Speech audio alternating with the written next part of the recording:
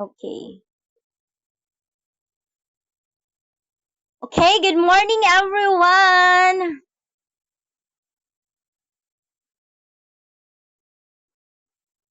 Welcome to my presentation. So for today's presentation, next in I'm going to discuss or to share to you about recreational activities in relation to economic benefits.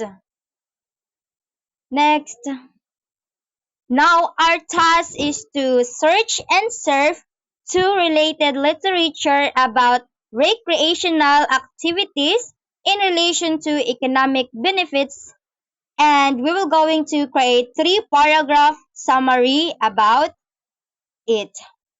And now I'm going to share to you about what I have found on the internet. So the first one is the economic impact of recreational trails, a systematic literature review. So what does it is all about? So hiking, cycling, rafting, and horseback riding are just a few of the activities available on recreational trails. This increased investment in infrastructure and tourism services has resulted in increased visitor expenditure, which has aided economic development. So the focus of this research is to look at current research on the economic impact of leisure hiking tourism and to determine the most relevant economic impact aspects. So economic models, nature-based tourism, case studies, and quantitative ways to compare economic consequences utilize systematic literature reviews. Then they use an inductive method and qualitative analysis. Then they compare the economic contribution of different environment tourism forms and identify the primary factors of the impact on the economy. According to the researcher, the IO approach is the best theoretical tool for assessing the economic impact of long distance trails, while the Keynesian multiplier approach and the ad hoc model are less suited. According to this research, because trail recreation does not need substantial physical or technical knowledge or specialized equipment, and it is accessible to the vast majority of people, depending on the trail's qualities, purposes, and preferences. Recreational paths or recreational trails are the most fundamental tool for a variety of activities, including walking, running, hiking, trekking, horseback riding, and also biking. And that is according to Hall et al. And Moen et al. According to Colin Screener and Clio 2017, travelers who desire to explore varied landscapes and historic sites continue to use these paths today. And according to Wolf and Wolfhard 2014, recreational trails have numerous benefits to human health and well-being, as well as learning and education through understanding of other cultures. So the percentage of trail users has become one of the fastest growing of nature-based recreationists around the world, and contributing significantly to nations' economies. And as a result, it's vital to look at how recreational trail tourism contributes to local, regional, and growth of the economy.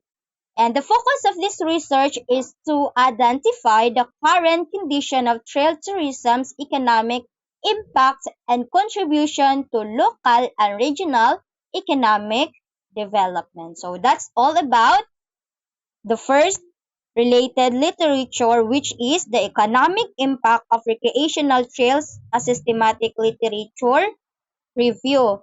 Now let's proceed to the second one, which entitled the economic benefits of Plano's park and recreation system. So, the research found out that parks, trails, leisure centers, and sports fields in Plano are major economic drivers that provide millions of dollars in economic benefits for the city as a whole. So this study examines the parks, trails, recreation facilities, and sports fields in the Texas city of Plano and details some of the considerable economic benefits that the park and recreation system deliver to local people. Basically, the parks and recreation system produce the following economic benefits like the parks, trails, and open spaces improve the value of surrounding properties. Why? Because people like to live near these facilities and are prepared to pay for the convenience. The city's Department of Parks and Recreation is critical to the local tourism sector since it provides a variety of leisure facilities, sports fields, parks, trails, and programs that attract visitors. So each year, sports and tournament tourism generate $39.2 million in direct visitor spending. See? Residents of Plano receive a $31.8 million benefit each year for using these parks and services for recreational purposes. Independent studies have found that using parks results in more physical activity, which lowers medical expenditures. And around 6,500 adults engage in park and leisure activities in the city of Plano. So see how recreational activities impacted the economy. It produces millions of dollars each year. So therefore, recreational activities is very beneficial for us, especially to our economic growth.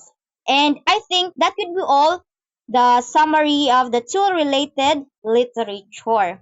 But before we end up, let me show you let me show to you my references. So these are my references, as you can see in the screen. Okay, I think that would be all. Thank you so much for making time to listen about my presentation for today's. And I hope you have learned something. Thank you and God bless. Goodbye, everyone.